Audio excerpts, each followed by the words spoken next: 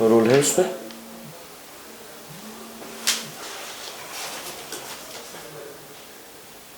बंद ही कर दो। इसमें रोल कर दिया आपने? कर दिया सर। राइट, इसमें भी कर दिया। राइट। नमस्कार, मैं हूं निखिल, पत्रकारिता का एक विद्यार्थी हूं और आज मेरे साथ राजस्थान की राजनीति का वो हस्ताक्षर, या आप यूं कहिए कि राजस्थान की राजनीति का विश्वविद्यालय राजेंद्र सिंह राठौड़ मौजूद है। जी नमस्कार। बहुत बहुत नमस्कार साहब। राजेंद्र जी, एक आपकी इस हार के बाद एक बड़ा चला कि मोरिया बोल गया। हमने इस पर स्टडी किया तो ये आया कि राजस्थान का बड़ा लोकगीत है कि मोरिया आछो बोलो रे ढलती रात में। उसमें एक अंतरे में आता है कि मोरिया पीहू पीहूरी वाणी रोक दे, मेरा पिया बसे परदेश में। यानी कि मोर की पीहू पीहू जुदाई के दर्द को बढ़ा देती है। इस बार आप विधानसभा से जुदा हो गए। निश्चित तौर पर आपने सही कहा जी।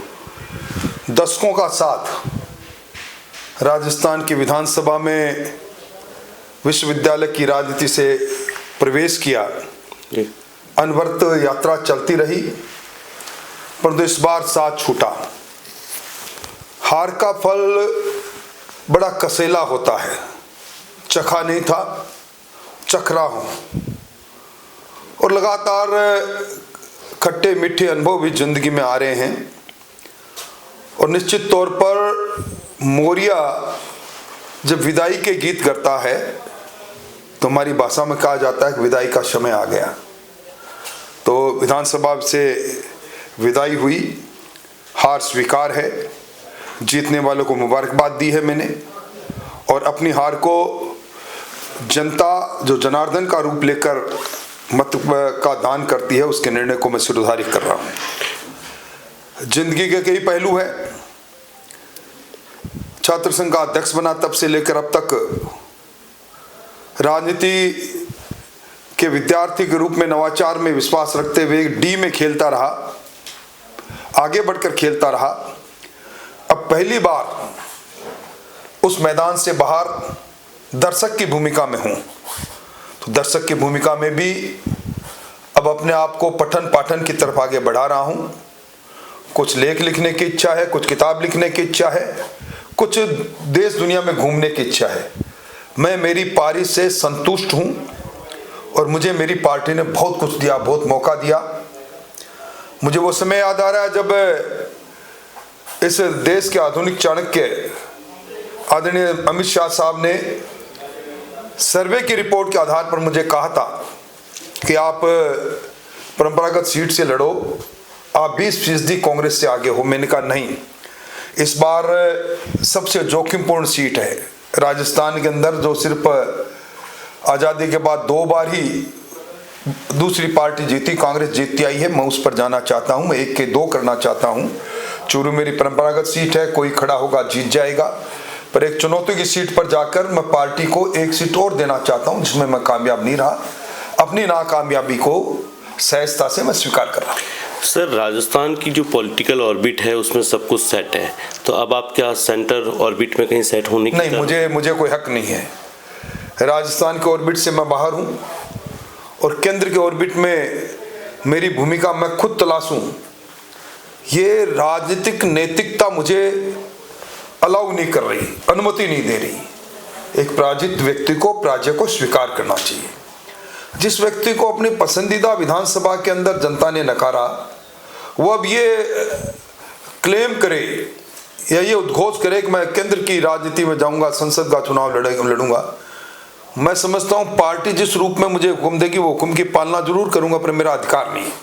सर, आपने 1980 और 84 में जो लगातार 2 चुनाव लड़े, 2 चुनाव हारे, उसके बाद लगातार आप 7 चुनाव जीते, फिर आप वापस ये 10वां चुनाव हारे, तो अपने पूरे जो 16 विधानसभा अब तक हुई हैं उनमें आपने 10 चुनाव लड़े हैं, 3 हारे हैं और 7 जीते हैं। दोनों के अनुभव कैसे? देखिए, मैं 80 के चुनाव को तो चुनाव मानता नहीं जी। 25 साल और 3 दिन का था, मुझे ये भी पता नहीं था कि मैं चुनाव लड़ूंगा नहीं लड़ूं। उसको तो सिर्फ एक तरह से छात्र संघ के अध्यक्ष के रूप में, एक प्रयोगशाला के रूप में यूं ही खड़े हो गए। हाँ, ये सही है कि 85 से चुनाव लड़ना प्रारंभ किया और 85 के 90 के बाद कभी हारा नहीं। तो अब कई दशकों तक लगातार जीत का जब चलता है उसके जो घुंघरू बजते हैं उसमें जब पराजय का रुकावट आती है, चरमरा के रथ रुकता है, तो निश्चित तौर पर कुछ सोचने का नज़रिया बदलता है, कुछ धारणाएं बदलती है, कुछ दिलो दिमाग पर अपनी किस्मत के उस परचम के बारे में जो उसने नीति देने वाले ने तय कर रखा, उस पर भी कुछ सोच बदलता है। परंतु जो कुछ है बड़ा अच्छा खेला, संतुष्टि से खेला और राजनीति के अंदर मेरी अब तक की भूमिका में मैं पूर्णतः संतुष्ट हूँ। सर, हमने आपके बारे में एक चीज़ सुनी है कि राजस्थान की आधी ब्यूरोक्रेसी राजेंद्र सिंह राठौड़ के फ़ोन से उठती है, यानी कि आप कल सुबह एक्टिव मोड पे आ जाते हैं। देखिए, एक वर्षों पुरानी आदत थी, सुबह अभी भी सुबह नींद से 5 बजे जागता हूँ और 5 बजे जागकर 6 बजे लोगों से मिलना प्रारंभ करता हूँ। बरसों की एक तरह से आदत बनी है, लोग भी आ जाते हैं, उनको कोशिश करता हूँ कि 7:30-8 बजे तक उनकी परिवेदना पर मैं अपना मत प्रकट करते हुए कहीं से उनकी मदद कर सकूँ तो करूँ। उसके बाद अपने शरीर को कष्ट देने के लिए कुछ दूसरी दिनचर्याएं में आगे बढ़ता हूँ। एक आदत पड़ी हुई है, इसलिए ब्यूरोक्रेसी मेरे टेलीफोन से नहीं जागती, मतलब अलग अलग भूमिका मेरा, पर यह जरूर है कि यहाँ की ब्यूरोक्रेसी का साथ मिला, सकारात्मक साथ मिला, मैंने नकारात्मक राजनीति कभी नहीं की। सर, हमने आपके बारे में एक और चीज़ सुनी है, यूँ कहें कि आपके बात करने के 3 लहजे हैं या 3 अंदाज हैं।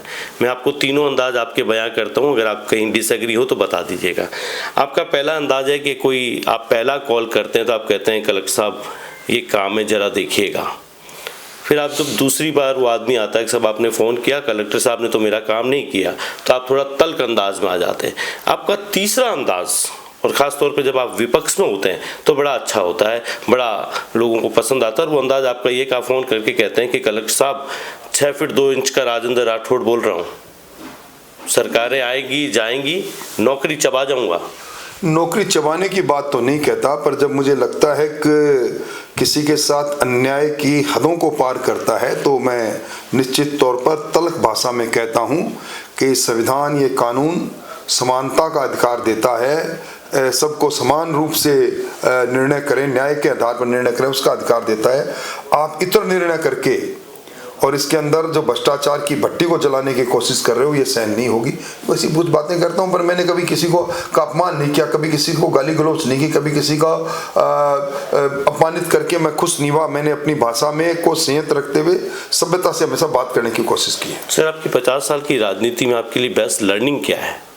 देखिए, लर्निंग भैरव सिंह जी शेखावत विश्वविद्यालय के हम विद्यार्थी रहे हैं, उनसे ही सीखा, ईमानदारी सीखी, स्पष्टता सीखी, दृढ़ता से बात करना सीखा, जनता के बीच में रहना सीखा, तो उन्हीं से सीखा जो कुछ सीखा। सर, एक चीज़ और है कि कहते हैं कि राजस्थान की राजनीति में आप अकेले ऐसे नेता हैं जिसने कभी अमर्यादित भाषा का इस्तेमाल नहीं किया, लेकिन अब की जब आप हारे हैं तो आपने कुछ ऐसे स्टेटमेंट जैसे विवेक्षण वहीं रहे तो ठीक है, ये कई लोगों की राजनीतिक धरती को खिसका रही है, आपको लगता है सर? नहीं, मैं इस बारे में ना तो मेरा कोई मंतव्य विभीषण और जयचंद जो ऐतिहासिक पुरुष रहे उनका अपमान करने का था। एक भाषा में बात चलती है तो मैंने अलग अंदाज में कहा। जब मैंने मेरी उस सभा के अंदर जब मैं धन्यवाद देने गया, उस सभा के अंदर मैंने 10,000 से ज़्यादा की हाजिरी देखी, वो जो चेहरे देखे जो कांग्रेस का तगमा लगाकर कांग्रेस का प्रचार करते हुए मुझे गांव के चौपाल में मिले, तब मुझसे रहा नहीं गया।